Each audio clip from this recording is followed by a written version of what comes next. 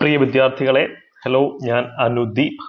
C വളരെ ചെറിയൊരു video ആണിത്. Because civil service prelims exam എത്താറായി. ഈ പ്രിലിംസ് എക്സാമിന്റെ അൾട്ടിമേറ്റ് വിജയമന്ത്രം എന്ന് പറയുന്നത് ഞാൻ എപ്പോഴും പറയുന്ന പോലെ ആഴത്തിലുള്ള പഠനവും അതിനോടൊപ്പം കറക്കി കുത്താനുള്ള ടാക്ടിക്സും ആണ്. അപ്പം നിങ്ങൾ നന്നായി പഠിച്ചിട്ടുണ്ടെന്ന് ഞാൻ വിശ്വസിക്കുന്നു. സ്റ്റിൽ നമ്മൾ എത്ര പഠിച്ചാലും അറിയാത്ത ചോദ്യങ്ങൾ വന്നിരിക്കും. അപ്പൊ അറിയാത്ത ചോദ്യങ്ങൾ വരികയാണെങ്കിൽ എലിമിനേഷൻ ടെക്നിക്സ് ഉപയോഗിച്ച്, അല്ലെങ്കിൽ കറക്കി കുത്തൽ എന്നൊക്കെ നമ്മൾ നാട്ടുഭാഷയിൽ പറയുന്ന കറക്കി കുത്തൽ ഉപയോഗിച്ച് നമുക്ക് ഉത്തരത്തിലേക്ക് എത്താൻ സാധിക്കും. സോ ഇന്ന് നമുക്ക് അത്തരത്തിലുള്ള കുറച്ച് ചോദ്യങ്ങൾ ഒന്ന് ഡിസ്കസ് ചെയ്ത് പോകാം. ഈ വീഡിയോ കാണുന്ന എല്ലാവരും സിവിൽ സർവീസ് പ്രിലിംസ് എക്സാം വിജയിക്കട്ടെ എന്ന് ഞാൻ ആശംസിക്കുകയാണ്. കാര്യം ഞാൻ 3 പ്രാവശ്യം സിവിൽ സർവീസസിന്റെ GS പേപ്പർ 1 കട്ട് ഓഫ് കടക്കാൻ ഉപയോഗിച്ചത് ഇതേ ടെക്നിക്ക് തന്നെയാണ്. എനിക്ക് നന്നായിട്ട് വർക്ക്ഔട്ട് ചെയ്തിട്ടുണ്ട്. എന്റെ സ്റ്റുഡൻസിനെ ഞാനിപ്പോൾ പഠിപ്പിച്ചുകൊണ്ടിരിക്കുന്ന സെയിം ടെക്നിക്സ് തന്നെയാണ്. ഞാൻ എപ്പോഴും പറയാണ്, നന്നായി പഠിക്കുക. പഠിച്ചതിന് ശേഷം ഇത്തരം എലിമിനേഷൻ ടെക്നിക്സ് യൂട്ടിലൈസ് ചെയ്താൽ മാത്രമാണ് നല്ല രീതിയിൽ നിങ്ങൾക്ക് മാർക്ക് ബൂസ്റ്റ് ചെയ്യാൻ പറ്റുക. ഞാൻ നമ്മുടെ ടെലിഗ്രാം ചാനലിൽ ഇന്നത്തെ ക്ലാസ് നോട്ട്സും കാര്യങ്ങളും ഒക്കെ അപ്ലോഡ് ചെയ്തിട്ടുണ്ട്. ടെലിഗ്രാം കമ്മ്യൂണിറ്റിയിൽ അംഗങ്ങളാവുക. ഇനി വരാൻ പോകുന്ന ഡിഗ്രി ലെവൽ PSC എക്സാംസ് ഉള്ള സെക്രട്ടേറിയറ്റ് അസിസ്റ്റന്റിനൊക്കെ നിങ്ങൾ പ്രിപ്പയർ ചെയ്യുന്നുണ്ടെങ്കിൽ, കേരള അഡ്മിനിസ്ട്രേറ്റീവ് സർവീസ് നിങ്ങളുടെ ഒരു സ്വപ്നമാണെങ്കിൽ, അടുത്ത സിവിൽ സർവീസ് എക്സാംസ് ഒക്കെ ക്രാക്ക് ചെയ്യണമെങ്കിൽ നിങ്ങൾക്ക് ഈ ചാനലിലെ കണ്ടന്റ് വളരെയധികം ഹെൽപ്ഫുൾ ആയിരിക്കും. ഓക്കെ, സോ നമുക്ക് നേരെ നമ്മുടെ ടോപ്പിക്കിലേക്ക് പോകാം. ചാനലിന്റെ ലിങ്ക് ഞാൻ കമന്റ് സെക്ഷനിൽ പിൻ ചെയ്തിട്ടുണ്ട് കേട്ടോ. ഇതാണ് നമ്മുടെ വോൾട്ടയർ മുത്തപ്പൻ. അദ്ദേഹത്തിന്റെ പ്രസിദ്ധമായ വാക്കുകളാണ് common sense is not so common, അല്ലെ? ഒരു ബ്യൂറോക്രാറ്റിന് വേണ്ട അൾട്ടിമേറ്റ് ക്വാളിറ്റീസിൽ ഒന്ന് കോമൺ സെൻസ് തന്നെയാണ്. അപ്പൊ കോമൺ സെൻസ് ഉപയോഗിച്ച് എങ്ങനെയാണ് നമുക്ക് ചോദ്യങ്ങൾ സോൾവ് ചെയ്യാൻ പറ്റുന്നതെന്ന് നോക്കാം. എന്റെ കൂടെ നിൽക്കുക, ഞാൻ പറയുന്നതിന് കൂടെ നിങ്ങളും ഓരോ ചോദ്യങ്ങളും വർക്കൗട്ട് ചെയ്ത് തന്നെ മുന്നോട്ട് പോവുക. അടുത്ത കാലത്തെ സിവിൽ സർവീസ് ഫിലിംസിൽ വന്നിട്ടുള്ള ചോദ്യങ്ങൾ തന്നെയാണ് നമ്മൾ ഇന്ന് വർക്കൗട്ട് ചെയ്യാൻ പോകുന്നത്. ഇവിടെ നിങ്ങൾ ചോദ്യപേപ്പറിന്റെ ഫസ്റ്റ് പേജിൽ, അതായത് ഇൻസ്ട്രക്ഷൻസ് ടു കാൻഡിഡേറ്റിൽ വിദ്യാർത്ഥികൾക്കുള്ള നിർദ്ദേശങ്ങൾ എന്നുള്ള പേജിൽ കൊടുത്തിട്ടുള്ള ഈ ഒരു പോയിന്റ് മറക്കാനേ പാടില്ല. എന്താ അവിടെ പറയുന്നത്? 100 ചോദ്യങ്ങൾ കാണും. നിങ്ങൾക്ക് ഒരു ചോദ്യത്തിന് ഒന്നിൽ കൂടുതൽ ശരി ഉത്തരമുണ്ടെന്ന് തോന്നുന്നെങ്കിൽ നിങ്ങൾ എന്ത് ചെയ്യുക? കൂട്ടത്തിൽ ഏറ്റവും ഭേദപ്പെട്ട ഓപ്ഷൻ തിരഞ്ഞെടുക്കാനാണ് പറയുന്നത്. ഇതാണ് മോസ്റ്റ് ഇമ്പോർട്ടന്റ് തിങ്. ചിലപ്പോൾ ഒരു ചോദ്യത്തിന് ഒന്നിൽ കൂടുതൽ ശരി ഉത്തരങ്ങൾ ഓപ്ഷൻസിൽ ഉണ്ടാവാം, പക്ഷേ നിങ്ങൾ കൂട്ടത്തിൽ ഏറ്റവും ശരിയായത് ഏത്, അതായിരിക്കണം തിരഞ്ഞെടുക്കേണ്ടത്, അല്ലെ? ഇപ്പൊ എന്റെ സ്ഥലം എവിടെ? എന്റെ സ്ഥലം ഇന്ത്യയിലാണെന്ന് പറയുന്നതാണോ, എന്റെ സ്ഥലം കേരളത്തിലാണെന്ന് പറയുന്നതാണോ മോസ്റ്റ് ആക്യുറേറ്റ്, ഏറ്റവും പിൻ പോയിന്റ് ചെയ്ത് പറയാൻ പറ്റുന്നത്? ഞാൻ ഇന്ത്യക്കാരനാണ്, അത് ഞാൻ അഭിമാനിക്കുന്നു. പക്ഷെ എന്റെ വീട് എവിടെയാണെന്ന് ചോദിക്കുമ്പോൾ അതിന് ഏറ്റവും മികച്ച ഉത്തരം, ഏറ്റവും പ്രിസൈസ് ഉത്തരം ഇന്ത്യയിലാണെന്നാണോ കേരളത്തിലാണെന്നാണോ? കേരളത്തിലാണെന്നല്ല, കുറെ കൂടെ പ്രിസൈസ് ആയിട്ടുള്ള ആൻസർ വന്നു, അല്ലെ? ആ രീതിയിൽ ഒരു ചോദ്യത്തിന് ഒന്നിൽ കൂടുതൽ ശരി ഉത്തരം കിട്ടുന്നെങ്കിൽ ഏറ്റവും മികച്ച ഉത്തരം തന്നെ ചൂസ് ചെയ്യണം.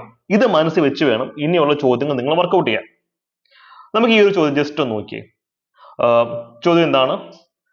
Recently, the term pumped storage hydropower is actually and appropriately discussed in the context of which of the following?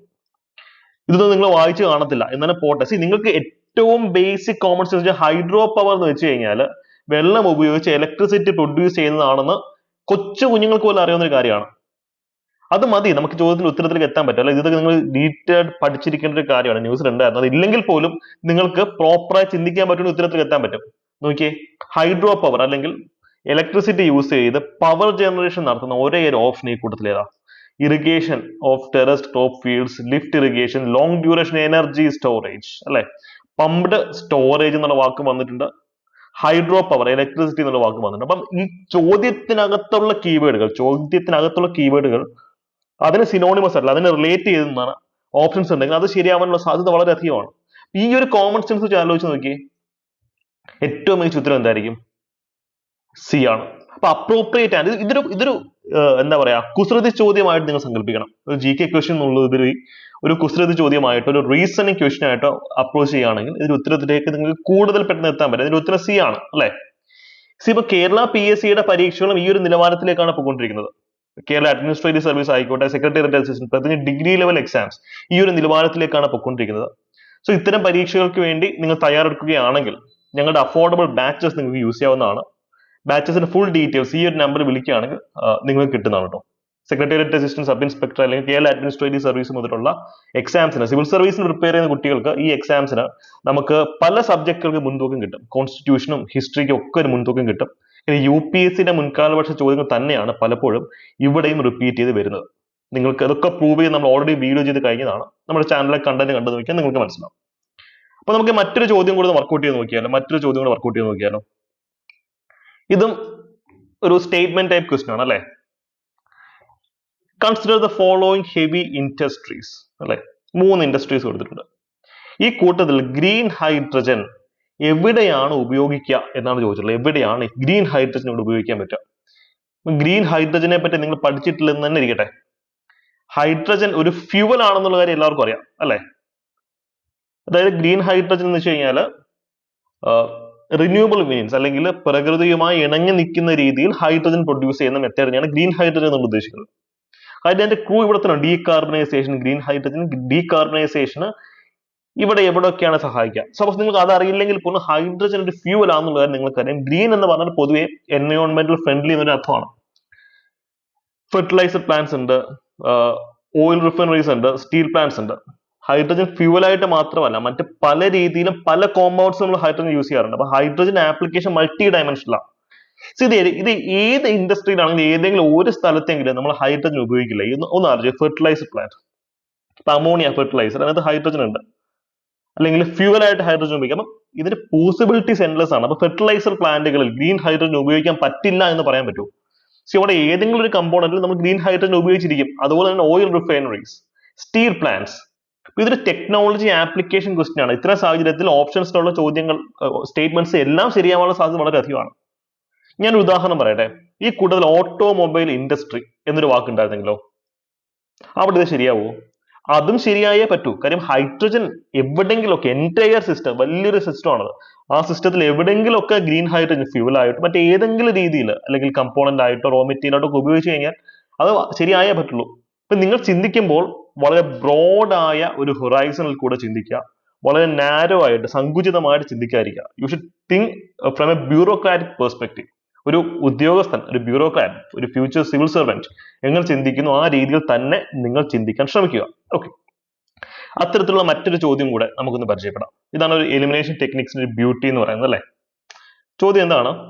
ഒരു വോൾക്കാനിക് ഇറപ്ഷൻ നടക്കുമ്പോൾ, അപ്പൊ ഇതിന്റെ ഉത്തരം എന്തൊരു? ഇതിന്റെ ഉത്തരം സി ആണ്, ഓൾ 3. ചോദ്യം എന്താണ്? വോൾക്കാനിക് ഇറപ്ഷൻ നടക്കുമ്പോൾ ഇതിൽ എന്തൊക്കെ പ്രൊഡ്യൂസ് ചെയ്യുമെന്ന് ചോദിച്ചു അല്ലെ. Pyroclastic debris. പൈറോ മീൻസ് ഭയങ്കര ചൂടുള്ള, അതായത് ഇതിന്റെ ഭാഗമായിട്ട് ഉണ്ടാവുന്ന പൊടിപടലങ്ങൾ എന്നുള്ള മീനിങ് ആണ്.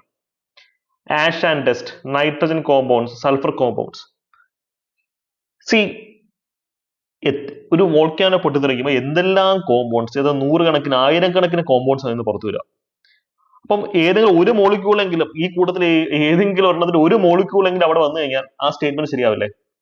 ലോകത്ത് എവിടെല്ലാം എത്രയോ അഗ്നിപർവ്വതങ്ങൾ പൊട്ടിത്തെറിക്കുന്നുണ്ട്, മനസ്സിലായി? അപ്പൊ എവിടെയെങ്കിലും ഒരു സ്ഥലത്ത് വന്നാൽ പോലും ഇത് കറക്റ്റ് ആവും. അപ്പൊ ഇത് എല്ലാ സ്റ്റേറ്റ്മെന്റും കറക്റ്റ് ആയേ പറ്റും. നമുക്ക് ഉറപ്പിച്ച് പറയാൻ പറ്റുമോ വലിയൊരു അഗ്നിപർവ്വതം പൊട്ടിത്തെറിക്കുന്നു? ആ കൂട്ടത്തില് ആഷ് ആൻഡ് ഡസ്റ്റ് എന്തായാലും, കരിയും പുകയൊക്കെ എന്തായാലും ഉണ്ടാവും, പൈറോ പ്ലാസ്റ്റിക് ഡെബ്രി ഉണ്ടാവും, നൈട്രജൻ കോമ്പൗണ്ട്സ് NO2 ഉണ്ട്, NO3 ഉണ്ട്, NO ഉണ്ട് അല്ലെ. സൾഫറിന്റെ കോമ്പൗണ്ട്സ്, സൾഫർ ഡയോക്സൈഡ് ഉണ്ട്, സൾഫർ മോണോക്സൈഡ് ഉണ്ട്, ഹൈഡ്രജൻ സൾഫൈഡ് ഉണ്ട്. അപ്പൊ സൾഫറിന്റെ ഒരു കോമ്പൗണ്ട് പോലും ഉണ്ടാവില്ലെന്ന് പറയാൻ പറ്റുമോ? എത്ര കോമ്പൗണ്ട്സ് ഉണ്ട് ഒന്ന് ആലോചിച്ച് നോക്കി. പൊട്ടാസ്യം കോമ്പൗണ്ട് എന്നൊരു ഓപ്ഷൻ ഉണ്ടായിരുന്നില്ല. പൊട്ടാസ്യം കോമ്പൗണ്ട്, ക്ലോറിൻ കോമ്പൗണ്ട്, അങ്ങനെ ഓപ്ഷൻ ശരിയായേ പറ്റൂ. നിങ്ങൾക്ക് അതിന്റെ ഒരു തോട്ട് പ്രോസസ് മനസ്സിലായോ? അപ്പോൾ വലിയൊരു വോൾക്കാനോ പൊട്ടിത്തെറിക്കുമ്പോൾ അതിനകത്ത് ഏതെല്ലാം കോമ്പൗണ്ട്സ് ഉണ്ടാവാം. അപ്പൊ ഈ കോമ്പൗണ്ട്, ക്ലോറിന്റെ ഒരു കോമ്പൗണ്ടിലും ഉണ്ടാവില്ലെന്ന് നമുക്ക് പറയാൻ പറ്റൂ? പറ്റില്ല. ഏതെങ്കിലും ഒരു മോളിക്യൂൾ എങ്കിലും ഉണ്ടായേ പറ്റുള്ളൂ. പൊട്ടാസ്യത്തിന് ഒരു മോളിക്യൂൾ എങ്കിലും, ഫ്ലൂറൈഡിന്റെ ഏതെങ്കിലും ഒരു മോളിക്യൂൾ ഉണ്ടായേ പറ്റുള്ളൂ. അപ്പൊ ഏതൊക്കെ വന്നു കഴിഞ്ഞാൽ ഈ ടൈപ്പ് ക്വസ്റ്റൻസിൽ എല്ലാ സ്റ്റേറ്റ്മെന്റും ശരിയാവാനുള്ള സാധ്യത കൂടുതലാണ്. എല്ലാ സ്ഥലത്തും ഇങ്ങനെ വരുമെന്നല്ല ഞാൻ പറയുന്നത്. എഗെയിൻ, നിങ്ങൾ എലിമിനേഷൻ ടെക്നിക്സിന്റെ കോണ്ടെക്സ്റ്റും ഫിലോസഫിയും മനസ്സിലാക്കണം. നമുക്ക് അറിയാത്തൊരു 10 ചോദ്യങ്ങൾ വരുവാന്നിരിക്കട്ടെ. അവിടെ നമ്മൾ എലിമിനേഷൻ ടെക്നിക്സ് യൂസ് ചെയ്യുമ്പോൾ മിനിമം 7 എണ്ണമൊക്കെ ശരിയാവും, ചിലപ്പോൾ 3 എണ്ണം തെറ്റും. എന്നാലും നമുക്ക് അഗ്രിഗേറ്റ് 6 മാർക്ക് കിട്ടും. മതി. 0 മാർക്കിനേക്കാൾ എന്തുകൊണ്ടും കൂടുതലാണ് 6 മാർക്ക്. നമുക്ക് വേണ്ടത്, നമ്മൾ സ്കിപ്പ് ചെയ്യാൻ സാധ്യതയുള്ള ചോദ്യങ്ങൾക്ക് നമ്മൾ മാർക്ക് മാക്സിമൈസ് ചെയ്യാൻ ശ്രമിക്കാം. ഇത്തരത്തിൽ അറ്റൻഡ് ചെയ്യുന്ന എല്ലാ ചോദ്യങ്ങളും ശരിയാക്കാൻ ഒക്കത്തില്ല. അതാണ് ഇതിന്റെ ട്രൂത്ത്. ഞാൻ സത്യസന്ധമായിട്ടുള്ള കാര്യങ്ങളാണ് നിങ്ങൾക്ക് പറയുന്നത്. ഒരു 100 ചോദ്യം ഈ രീതിയിൽ ശരിയാക്കാൻ വിചാരിക്കരുത്. ചോദ്യങ്ങൾ തെറ്റും, പക്ഷെ അഗ്രിഗേറ്റ് മാർക്ക് നമുക്ക് കൂടുതൽ കിട്ടും. 10 മാർക്ക് കിട്ടേണ്ടത് ചിലപ്പോൾ നമുക്ക് അതിനേക്കാൾ മാർക്ക് കൂടുതൽ. നമ്മുടെ ലക്ഷ്യം എപ്പോഴും മാർക്ക് മാക്സിമൈസേഷൻ ആയിരിക്കണം. അല്ല ചോദ്യം തെറ്റുമോ എന്നുള്ള പേടിയിൽ ചോദ്യം അറ്റൻഡ് ചെയ്യാതിരിക്കരുത്. അതാണ് ഞാൻ പറയുന്നത്. ഒരു 50% ഓപ്ഷൻസ് എങ്കിലും എലിമിനേറ്റ് ചെയ്യാൻ പറ്റുന്നെങ്കിൽ 50-50 സിനാരിയോയിലേക്ക് എത്തിയാൽ പോലും നിങ്ങൾ ചോദ്യം അറ്റൻഡ് ചെയ്യണമെന്നാണ് ഞാൻ നിങ്ങളടുത്ത് പറയാൻ ആഗ്രഹിക്കുന്ന ഒരു കാര്യം. അതിന് മികച്ച ഉദാഹരണമാണ് ഈ ഒരു ക്വസ്റ്റ്യൻ. ഒന്ന് ആലോചിച്ച് നോക്കിയേ. വളരെ കോമൺ സെൻസും ലോജിക്സും ഉപയോഗിച്ച് ചെയ്യാൻ പറ്റുന്ന ഒരു ചോദ്യമാണ് അതല്ലേ. ക്വസ്റ്റ്യൻ എന്താണ്? With reference to water vapour നീരാവി, അതുമായി ബന്ധപ്പെട്ട് ശരിയായ ഓപ്ഷൻസ് ഏതൊക്കെ? ഏതാ കൊച്ചു കുഞ്ഞിനും അറിയാവുന്ന ഒരു കാര്യമുള്ളൂ. നീരാവി എന്ന് വെച്ചാൽ വെള്ളം ചൂടാവുമ്പോൾ നീരാവി ഉണ്ടാവും, അത് എല്ലാവർക്കും അറിയാമല്ലോ. ചൂട് വേണം, ചൂടുള്ള സ്ഥലത്താണ് നീരാവി കൂടുതൽ ഉണ്ടാവുക. ഫസ്റ്റ് സ്റ്റേറ്റ്മെന്റ് അതെ, it is A gas the amount of which decreases with altitude. അത് ഹൈറ്റ് കൂടുമ്പോൾ നീരാവിയുടെ അളവ് കുറയുന്നു എന്നാണ് പറയുന്നത് അല്ലെ. ഹൈറ്റ് കൂടുമ്പോൾ നീരാവിയുടെ അളവ് കുറയുന്നു. അപ്പൊ ഹൈറ്റ് കൂടുമ്പോൾ, ഓൾട്ടിറ്റ്യൂഡ് കൂടുമ്പോൾ, ഉയരം കൂടുമ്പോൾ ചൂട് കൂടുമോ കുറയോ എന്ന് ആലോചിച്ചാൽ മതി. അതൊരു second statement. It's percentage maximum at poles, അതായത് നീരാവി ഏറ്റവും കൂടുതൽ ധ്രുവപ്രദേശങ്ങളിലാണെന്നാണ് പറയുന്നത്. ഇവിടെ ഒന്നും അല്ല, അതായത് ഇക്വേറ്റോറിയൽ റീജിയൻ അല്ല, ധ്രുവപ്രദേശങ്ങളിലാണ് ഏറ്റവും കൂടുതൽ നീരാവി എന്ന് പറയുന്നത്. ധ്രുവപ്രദേശങ്ങളിൽ വെള്ളം ചൂടായി നീരാവി ആവാനുള്ള സ്കോപ്പ് ഉണ്ടോ? അവിടെ ചൂട് എങ്ങനെയാ? അപ്പൊ ഇതിന്റെ ആൻസർ നിങ്ങളൊന്ന് കമന്റ് ചെയ്തേ. ഞാൻ ഇത്രയും പറഞ്ഞത് എത്ര പേർക്ക് മനസ്സിലായെന്ന് എനിക്കൊന്ന് ചെക്ക് ചെയ്യണം. അപ്പൊ വളരെ കോമൺ സെൻസ് വെച്ച് ആലോചിച്ച് ഈ ചോദ്യത്തിന്റെ ഉത്തരം എന്ത് വരും എന്നൊന്ന് കമന്റ് ചെയ്യാം. അപ്പൊ ഇത്തരത്തിൽ കൂടുതൽ വീഡിയോസ് വേണമെങ്കിൽ അത് നിങ്ങൾക്ക് പറയാവുന്നതാണ്. അപ്പം കോമ്പറ്റീഷൻ പുഷ് ചെയ്യാൻ നിങ്ങൾ റെഡി ആണെങ്കിൽ, നിങ്ങളെ ഫുൾ സപ്പോർട്ട് ചെയ്യാൻ എൻ്റെ ഈ ചാനലും റെഡിയാണ്, നമ്മുടെ കമ്മ്യൂണിറ്റി നിങ്ങളോടൊപ്പം ഉണ്ട്. സോ കമന്റ് സെക്ഷനിൽ നിങ്ങൾക്ക് നിങ്ങളുടെ അഭിപ്രായങ്ങൾ രേഖപ്പെടുത്താം. ഇത്തരം കൂടുതൽ വീഡിയോസ് വേണോ എന്നുള്ള അഭിപ്രായങ്ങൾ നിങ്ങൾക്ക് രേഖപ്പെടുത്താവുന്നതാണ്.